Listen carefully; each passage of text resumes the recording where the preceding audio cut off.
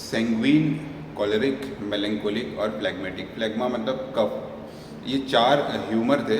हम लोग के यहाँ एक वात पित्त कफ की थ्योरी है, उसी के इक्विवेलेंट ये चार ह्यूमर की थ्योरी थी यूरोप में।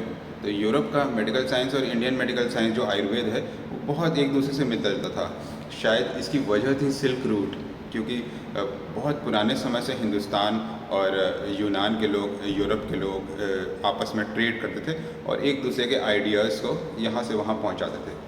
और हिपोक्रेटिस का वही समय था जो फादर ऑफ मॉडर्न मेडिसिन ने खाया था, जो कि हमारे यहाँ चरक और सुश्रुत का था, ईसा से करीब 600-700 साल पहले। और उस समय वहाँ पर वही थ्योरीज थी कि कोई बीमारी कैसे होती है, जैसे हमारे यहाँ थी कि वात पित्त कफ, इसके इंटरनल डिसबैलेंस की वजह से बहुत सारी बीमारियाँ होती हैं। लेकिन बैक्टीरिया, वायरस या फंगस नाम की भी कोई चीज़ होती है, ये किसी को भी नहीं पता था।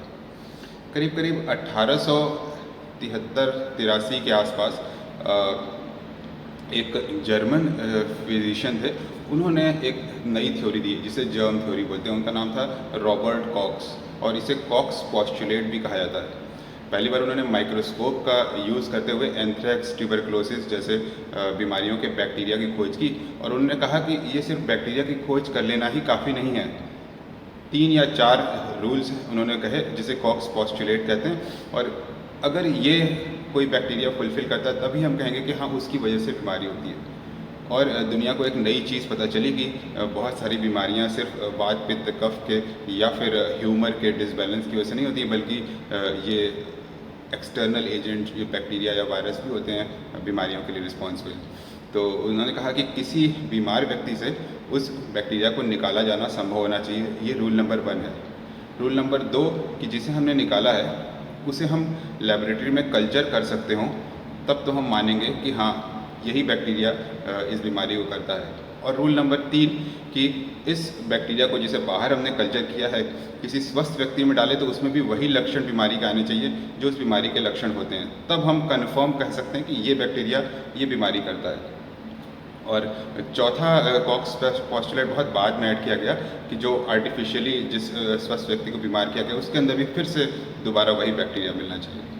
और एक इस जर्म थ्योरी ने मॉडर्न साइंस के नए इरा की शुरुआत की। हम सच में जान पाए और फिर हम वैक्सीन्स भी बना पाए तमाम तरह की बीमारियों की, और एंटीबायोटिक्स की खोज हुई, एंटी फंगल की खोज हुई, और सही मायने में मॉडर्न मेडिसिन के युग की शुरुआत हुई। वरना उसके पहले लोगों को पता ही नहीं था कि माइक्रो ऑर्गेनिज्म की इतनी बड़ी दुनिया होती है। उसी समय यहाँ कलकत्ता में एक कॉलेरा एपिडेमिक फैला हुआ था और बहुत ज़्यादा ये केसेस आ रहे थे। तो ब्रिटिश गवर्नमेंट ने वहाँ पर रिक्वेस्ट की रॉबर्ट कॉक्स से, और वो अपनी एक टीम लेकर के जर्मन साइंटिस्ट की यहाँ कलकत्ता आए और उन्होंने यहाँ पर एक मैपिंग शुरू की। कभी कोई नई बीमारी आती है, जैसे कोरोना आया है, तो वो कहाँ से शुरू हुआ, तो एक मैपिंग किया थी कि ये वुहान से शुरू हुआ था, चाइना में फिर फैला है। ऐसे ही उन्होंने मैपिंग शुरू की कि ये हिंदुस्तान में जो कॉलरा बहुत ज़्यादा फैला हुआ है, ये कहाँ से फैला है। तो इसमें नक्शे के ऊपर केसेस को प्लॉट किया जाता है, और उन्होंने एक आश्चर्यजनक चीज़ पाई कि सारे के सारे केसेस गंगा नदी के आसपास थे, और जो बड़े शहर थे वहाँ पर केसेस ज़्यादा थे।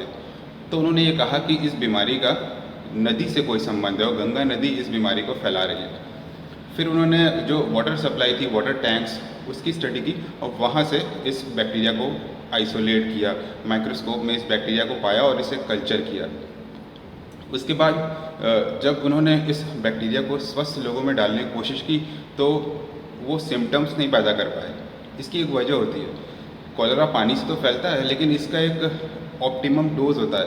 अगर 100 से कम बैक्टीरिया हैं तो पेट में ही वो एसिड में डाइजेस्ट हो जाते हैं और कॉलरा नहीं हो पाता। दूसरा, उन्होंने एनिमल मॉडल्स में कॉलरा पैदा करने की कोशिश की और इस बैक्टीरिया को डाला तो जानवरों को सिम्टम्स नहीं हो रहे थे, तो वहाँ पर भी वो ये नहीं प्रूव कर पा रहे थे कि इसी बैक्टीरिया से बीमारी होती है। हालांकि बाद में ये प्रूव हुआ कि ये विब्रियो कॉलरी नाम का जो बैक्टीरिया होता है, इसे शुरू में कॉमा बैक्टीरिया बोला गया, माइक्रोस्कोप में छोटे से कॉमा जैसा दिखाई पड़ता है, और रॉबर्ट कॉक्स ने इसकी खोज की थी। और उसके बाद हमें पता चल पाया कि किस तरह से हम इसे एंटीबायोटिक से ठीक कर सकते हैं, किस तरह से हमें वाटर सैनिटेशन मेजर्स करने होंगे, पानी की सफाई का ख्याल रखना होगा ताकि हम इससे बच सकें। तो ये कहानी थी रॉबर्ट कॉक्स की, और हम लोग उनकी वजह से आज बहुत सारी नई चीज़ों के बारे में जानते हैं।